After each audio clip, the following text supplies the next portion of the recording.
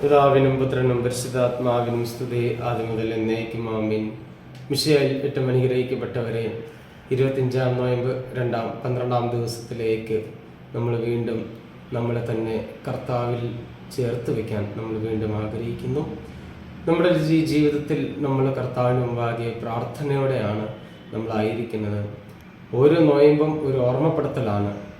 പുതിയൊരു ക്രിസ്തുവിൻ്റെ മക്കളായി, നല്ലൊരു അനുഗ്രഹത്തിൻ്റെ മക്കളായി, വിശുദ്ധിയിൽ ജീവിക്കുന്ന മക്കളായി ജീവിക്കാൻ വേണ്ടിയുള്ള ഒരു ഓർമ്മപ്പെടുത്തലാണ് നോയമ്പ്.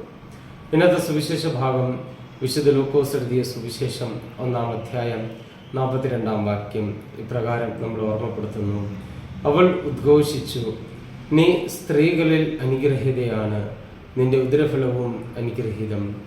ഇവിടെ നമ്മൾ മനസ്സിലാക്കേണ്ട 2 കാര്യമുണ്ട്. ഒന്ന്, മാതാവ് തന്നെ അനുഗ്രഹമുള്ള ഒരു സ്ത്രീയാണ്. അതോടൊപ്പം തന്നെ മാതാവിൻ്റെ ഉദരഫലവും അനുഗ്രഹമാണ്. നമ്മൾ മനസ്സിലാക്കണം, ഓരോ വ്യക്തികളും അനുഗ്രഹത്തിൽ ജീവിക്കണം. നമ്മൾ കർത്താവായ യേശു മിശിഹ അനുഗ്രഹത്തിൽ ജീവിച്ചതുപോലെ നമ്മളും അനുഗ്രഹത്തിൽ ജീവിക്കണം. നമ്മൾ നമ്മുടെ കർത്താവിൻ്റെ മക്കളാണ്. നമ്മുടെ അമ്മ മാതാവിന് നമുക്കൊരു മാധ്യസ്ഥമുണ്ട്, നമുക്ക് അമ്മയുടെ ഒരു സ്നേഹമുണ്ട്. അപ്പോൾ പ്രത്യേകമായി നമ്മുടെ അമ്മ അനുഗ്രഹീതമായ പോലെ ഓരോ വ്യക്തി അനുഗ്രഹത്തിൽ ജീവിക്കണം.